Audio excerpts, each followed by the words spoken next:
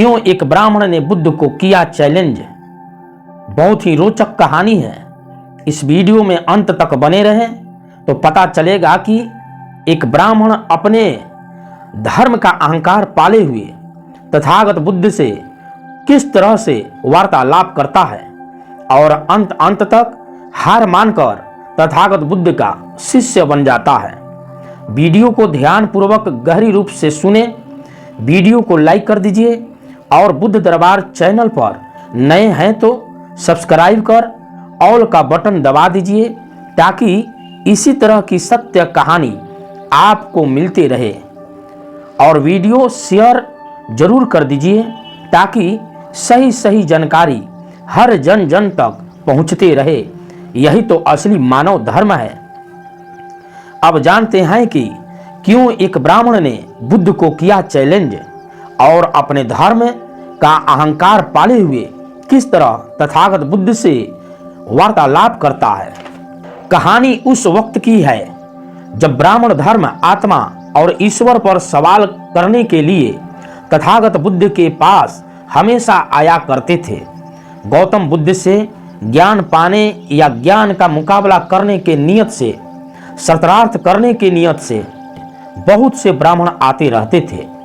ऐसे ही ब्राह्मण गौतम बुद्ध से निम्न वार्ता अनेक प्रकार की बातें धर्म के बारे में परिचय के लिए आता है। आकर तथागत गौतम बुद्ध से पूछता है कि आप लोगों को बताते रहते हैं कि आत्मा नहीं है, स्वर्ग और नरक नहीं है, पुनर्जन्म नहीं है, क्या यही सत्य है? गौतम बुद्ध ने बड़ी नम्रता भाव से कहा, आपको किसने बताया कि मैंने ऐसे कहा है? तब ब्राह्मण ने कहा, नहीं, ऐसा किसी ने बताया नहीं। तब गौतम बुद्ध ने बताया कि मैंने ऐसे कहा, ये बताने वाले व्यक्ति को जानते हो? ब्राह्मण कहा, नहीं। फिर गौतम बुद्ध ने कहा, मुझे ऐसा कहते हुए सुना है? फिर ब्राह्मण कहा, नहीं, पर लोगों की चर्चा ऐसे सुनकर लगता है अगर ऐसा नहीं है तो आप क्या कहते हैं? गौतम बुद्ध ने कहा, मैं कहता हूं मनुष्य को वास्तविक सत्य स्वीकारना चाहिए। तो ब्राह्मण ने कहा, मैं समझा नहीं तथागत, कृपया सरल भाषा में समझाइए। तो गौतम बुद्ध ने कहा, मनुष्य के पास 5 ज्ञान इंद्रियां हैं जिसकी मदद से सत्य को समझ सकता है। आंखें, मनुष्य आंख से देखता है। कान, मनुष्य कानों से सुनता है। नाक, मनुष्य नाक से सूंघता अर्थात श्वास लेता है। जीभ, मनुष्य जीभ से स्वाद लेता है। त्वचा, मनुष्य त्वचा से स्पर्श महसूस करता है। इन 5 ज्ञान इंद्रियों में से 2 या 3 के मदद से सत्य को जान सकता है। ब्राह्मण ने कहा, कैसे तथागत? गौतम बुद्ध ने कहा, आंखों से पानी तो देख सकते हैं पर वह ठंडा या गर्म को जानने के लिए त्वचा की मदद लेनी पड़ती है। मीठा या नमकीन जानने के लिए जिह्वा की मदद लेनी पड़ती है। ब्राह्मण ने फिर कहा, भगवान है या नहीं, इस सत्य को कैसे जानोगे? तो गौतम बुद्ध ने कहा, आप वायु को देख सकते हैं? ब्राह्मण बोला, नहीं तथागत। गौतम बुद्ध कहते हैं, इसका मतलब वायु नहीं है, ऐसा होता है क्या? ब्राह्मण कहा, नहीं तथागत। गौतम बुद्ध कहते हैं कि वायु हमें दिखती नहीं, फिर भी उसके अस्तित्व को नकार नहीं सकते, क्योंकि हम वायु के द्वारा ही सांस लेते हैं। जब वायु का झोंका आता है तब पेड़ पत्ते हिलते हैं, ये हम देखते हैं और महसूस भी करते हैं। अब आप बताओ, क्या भगवान हमें 5 ज्ञान इंद्रियों से महसूस होते हैं? ब्राह्मण ने कहा, नहीं तथागत। गौतम बुद्ध ने कहा, आपके माता पिता ने देखा है, ऐसा उन्होंने बताया है? ब्राह्मण कहता है, नहीं तथागत। फिर गौतम बुद्ध ने कहते हैं, फिर परिवार के किसी पूर्वज ने देखा है, ऐसा आपने सुना है? ब्राह्मण फिर कहते हैं, नहीं तथागत, कोई नहीं देखा है। फिर गौतम बुद्ध कहते हैं, फिर यही तो कहता हूं जिसे आज तक किसी ने देखा नहीं, हमारे ज्ञान इंद्रियों ने जाना नहीं, वो सत्य नहीं है, इसलिए उसके बारे में सोचना व्यर्थ है, अर्थात बेकार है ऐसा सोचना। ब्राह्मण ने कहा, ठीक है तथागत, पर हम जिंदा कैसे हैं? इसका मतलब हमारे अंदर आत्मा है, ये आप मानते हैं या नहीं? गौतम बुद्ध ने कहा, मुझे बताइए, मनुष्य मरता है, इसका मतलब क्या होता है? ब्राह्मण ने कहा, आत्मा शरीर से बाहर निकल जाती है और मनुष्य मर जाता है। गौतम बुद्ध ने कहा, अर्थात आत्मा नहीं मरती है? ब्राह्मण बोले, नहीं, आत्मा अमर है जिसका कभी मृत्यु नहीं होती है। फिर गौतम बुद्ध कहते हैं कि आत्मा कभी मरती नहीं है, आत्मा अमर है। ये बताइए, आत्मा शरीर छोड़ती है या शरीर आत्मा को? ब्राह्मण ने कहा, शरीर आत्मा को छोड़ती है। गौतम बुद्ध ने कहा, आत्मा शरीर क्यों छोड़ती है? फिर ब्राह्मण बोले, जीवन खत्म होने के बाद छोड़ती है। गौतम बुद्ध ने कहा, अगर ऐसा है तो मनुष्य को कभी मरना नहीं चाहिए? दुर्घटना, बीमारी या घाव लगने के बाद भी बिना उपचार के जीना चाहिए? बिना आत्मा के मर्जी से मनुष्य नहीं मर सकता? तब ब्राह्मण ने कहा, आप सही कह रहे हैं, पर मनुष्य में प्राण है, आप उसे क्या कहेंगे?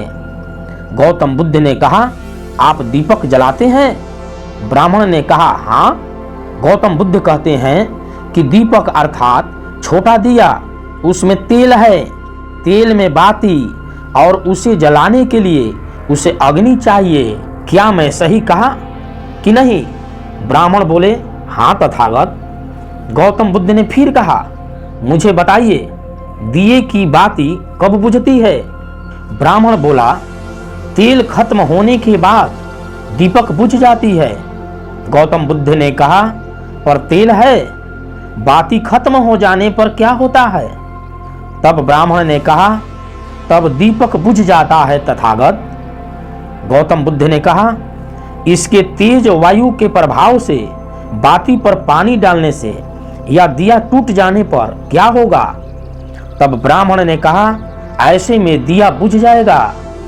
तो गौतम बुद्ध ने कहते हैं कि मनुष्य का शरीर भी एक दीपक समझ लेते हैं। प्राण मतलब अग्नि यानी ऊर्जा।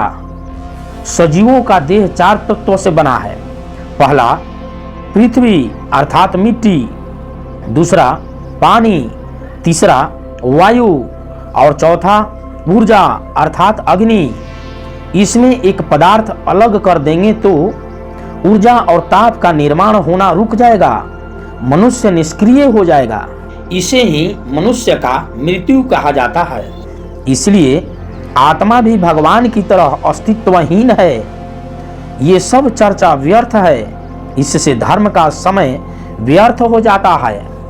ब्राह्मण ने कहा, ठीक है तथागत, लेकिन फिर धर्म क्या है? इसका उद्देश्य क्या है? गौतम बुद्ध ने कहा, धर्म का मतलब अंधेरे से प्रकाश की ओर ले जाने वाला मार्ग है। धर्म का उद्देश्य मनुष्य के जन्म के बाद मृत्यु तक कैसे जीवन जीना है, इसका मार्ग दर्शन करना है। जीवन को सूत्रों को समझना और उनके उपयोग से जीवन से दुख दूर करने का मार्ग है धर्म। प्रकृति के नियमों के समझ और उसके जीवन के दुखों का समाधान का मार्ग है धर्म। प्रकृति की पूजा से धर्म नहीं, धर्म जिज्ञासाओं को काल्पनिक या धार्मिक कहानियों द्वारा मानना नहीं है। धर्म जानने का, खोजने का नाम है विज्ञान। धर्म का आधार अनुभव है, आस्था या अंधभक्ति नहीं है। धर्म जानने के बाद मानने में है, आस्था में नहीं।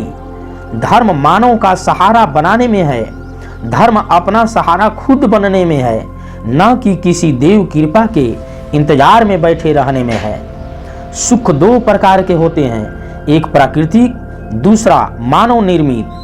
प्राकृतिक तथा कथित इलाज आपके ईश्वर के पास भी नहीं है, वो भी रोकने में असमर्थ है, फिर ईश्वर भक्ति क्यों? धर्म मानव निर्मित दुखों का समाधान है, क्योंकि हमारे जीवन में प्राकृतिक दुख एक तालाब के समान है, पर मानव निर्मित दुख समुद्र के समान है। मतलब सबसे दुखों का बड़ा हिस्सा मानव निर्मित है। जैसे समाज में जातिगत बंटवारा और असामान्य आर्थिक बंटवारा, गलत राजनीति, गलत व्यक्तिगत आदतें, बीमारियां, धार्मिक सूझ चलन और दमन आदि धर्म का पतन सूत्र है। हर चीज से बड़ा है न्याय, तथा कथित ईश्वर से भी बड़ा न्याय व्यवस्था ही धर्म है। क्या आप गुलामी और शोषण के बदले ईश्वर लेना चाहोगे? जन्म से मृत्यु के बीच सभी जीवों का जीवन सुखमय बनना ही धर्म का अंतिम लक्ष्य है। तब ब्राह्मण ने कहा, मैं धन्य हुआ आपसे बातें करके। मेरा धर्म श्रेष्ठता का अहंकार जाने कहां गायब हो गई। टूट गया अहंकार, बड़ा मुग्ध हल्का महसूस कर रहा हूं मैं। अपने और पराये का भ्रम दूर हुआ और हम सभी लोग इंसान हैं। सब अपने से लगने लगे। आपसे ज्ञान पाकर मेरा जीवन धन्य हुआ तथागत। ऐसा कहते हुए तथागत के चरणों में ब्राह्मण गिर जाता है और शिष्य बनकर घूम घूम करके प्रचार करता है। तो दोस्तों, कैसे लगी आपको हमारी ये कहानी? हमें कमेंट करके जरूर बताना। और हाँ, वीडियो को लाइक करके अपने दोस्तों परिवारजनों का शेयर अवश्य करें, ताकि सही सही जानकारी हर जन जन तक पहुंच सके। और ऐसे ही कहानियां सुनने के लिए हमारे चैनल बुद्ध दरबार को सब्सक्राइब जरूर कर दीजिए। धन्यवाद। नमो बुद्धाय। जय भीम।